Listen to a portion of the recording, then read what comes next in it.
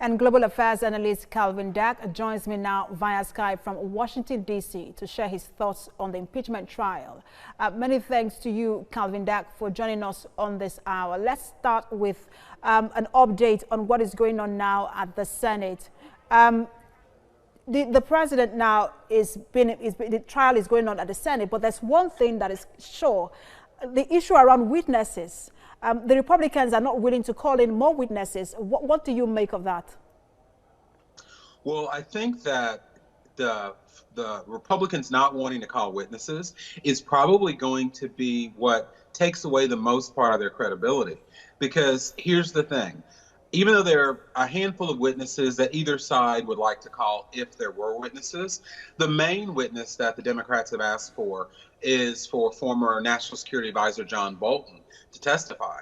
Now, the problem with the Republicans is they're fighting for him to testify. He was one of President Trump's people. This isn't like this is a Democratic opponent of the president testifying. Now, we do know that they left on bad terms, as President Trump said, I think in a press conference yesterday in Switzerland.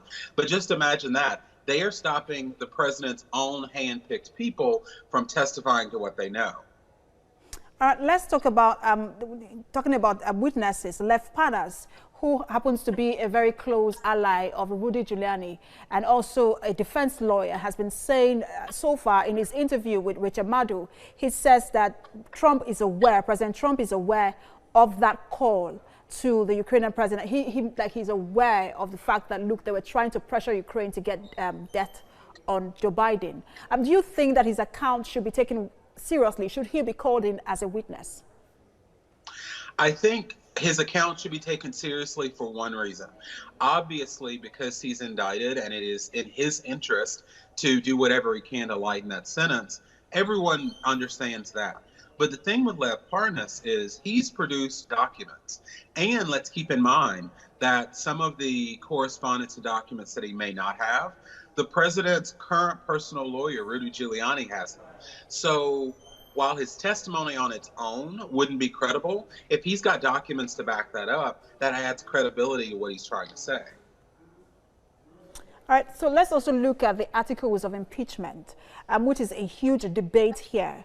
Many Republicans and analysts believe that the articles of impeachment do not begin to approach the standards set by the Constitution. Now, the articles of impeachment are that of abuse of office and obstruction of Congress. They say it's too vague. I also want to get your implication on that.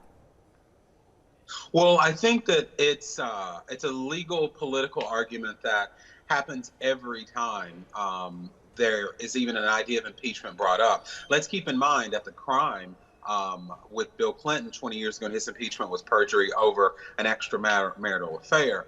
Now, you had a lot of people at that time saying that that wasn't treason, bribery, or high crimes and misdemeanors.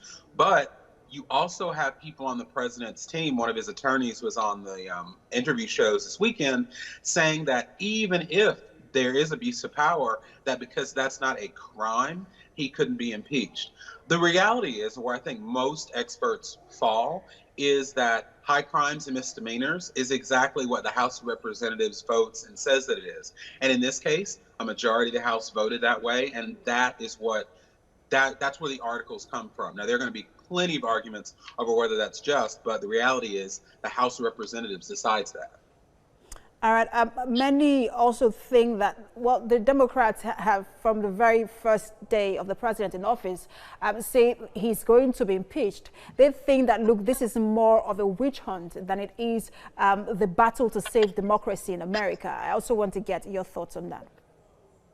Well, yes, you're having a lot of people say that. But here is what I want to remind people, that both things can be true. You can have political opponents that have wanted to impeach him since the day he was elected. That's certainly true. We even know who they are. But what's also true is those opponents didn't make up that perfect phone call with the Ukrainian president. They also didn't hide documents. They also didn't lie about what he was asking of the Ukrainian president in exchange for the aid. So is it true that there are opponents of the president that have wanted to see him impeached from day one? Yes. Did the president do things that rise to the level of at least being investigated for impeachment? That is also true. All right, we're going to see more conversations at the Senate in the coming days, and we'll definitely stay in touch with you for that. Global Affairs Analyst Calvin Dark, many thanks for your time.